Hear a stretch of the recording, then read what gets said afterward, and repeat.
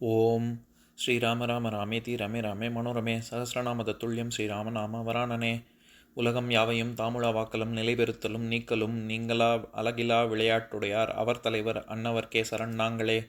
எத்திர எத்திர ரகுநாத கீர்த்தனம் தத்திர தத்திர கிருத்தமாஸ்தகாஞ்சலிம் வாஷ்பவாரி பரிபூர்ணலோச்சனம் மாருதிம் நமது ராட்சசாந்தகம்.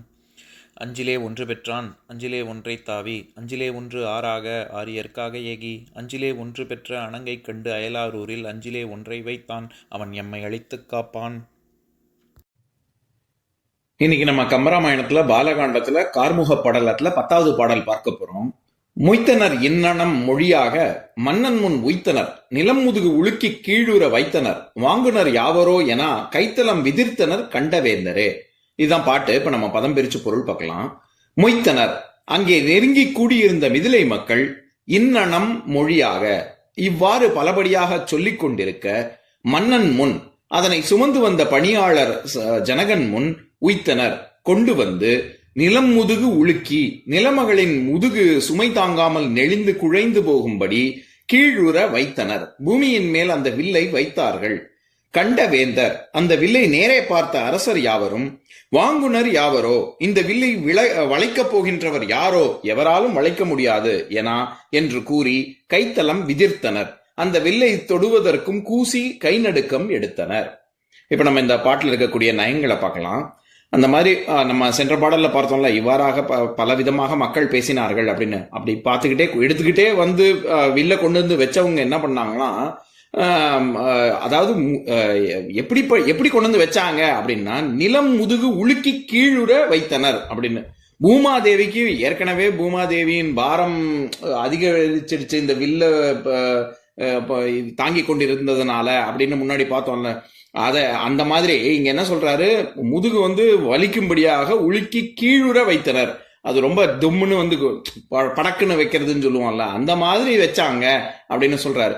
வாங்குனர் யாவரோ அப்படின்னா, இந்த இடத்துல எப்படி நான் முன்னாடியே இயக்குனர், அது நகரம் தன்னகரத்துக்கும் ரன்னகரமும் போட்டு சொல்றதுக்கான வித்தியாசம் சொல்லியிருக்கேன் நான் ஏற்கனவே. அதாவது எப்படி ஆளுகின்றவர் எவரோ அவர் ஆளுநர், ஓட்டுகின்றவர் எவரோ அவர் ஓட்டுனர், அந்த மாதிரி வாங்குகின்றவர் எவரோ அது வாங்குனர். அது வந்து பெயர் சொல், அதனால தன்னகரம் போட்டு தான் வரணும். இதை வாங்கக்கூடிய தன்மை யாருக்கு, இந்த வில்லை ஏந்தக்கூடிய தன்மை யாருக்கு இருக்கு அப்படின்னு சொல்லி அங்க கூடியிருந்த அரசர்கள் யாரெல்லாம் பார்த்தாங்களோ அவங்கெல்லாம் கைத்தலம் விதிர்த்தனர் அப்படின்னு சொல்றாரு. விதிர்த்தல் அப்படிங்கிறது கையை விரிச்சிட்டாங்க அப்படின்னு. இது நடுங்கி போய் இதில் இந்த வில்லெல்லாம் யாரு தூக்க முடியும் அப்படின்னு சொல்லி நடுங்கி போய் கையை விரிச்சிட்டாங்க அப்படின்னு கம்பர் சொல்றாரு. இந்த விதிர்த்தல்ங்கிற சொல் நம்ம ஏற்கனவே கம்பராமாயணத்துல பார்த்திருக்கோம். அதாவது 110வது பாடல், அதை படிக்கிறேன் கேளுங்க.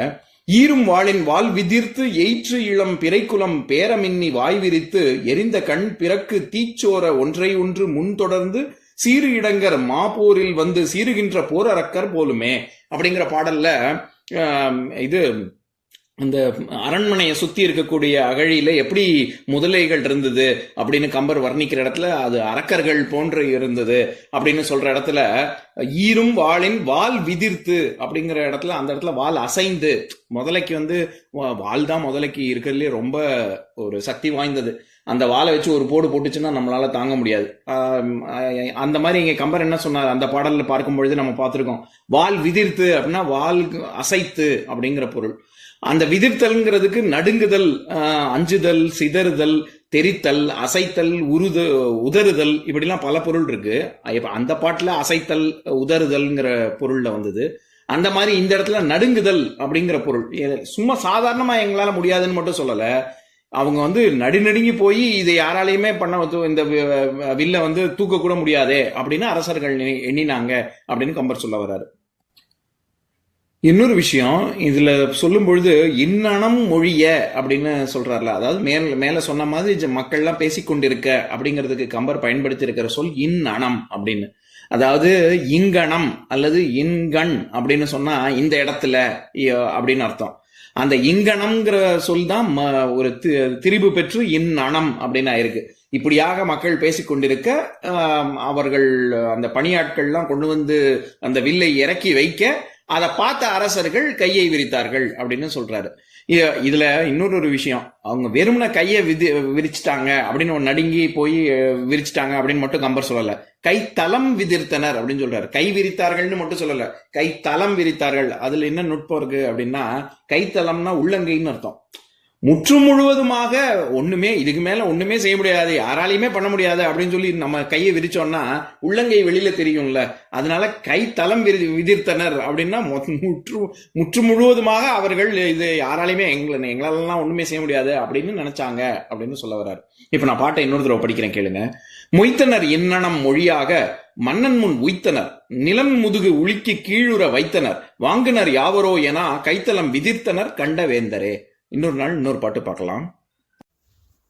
ஓம் சாந்தாகாரம் புஜகசயனம் பத்மநாபம் சுரேஷம் விஸ்வாதாரம் ககனசத்ரசம் மேகவர்ணம் சுபாங்கம் லக்ஷ்மீகாந்தம் கமலநயனம் யோகி ஹிருத்யானகம்யம் வந்தே விஷ்ணும் பவபயஹரம் சர்வலோகைகநாதம்.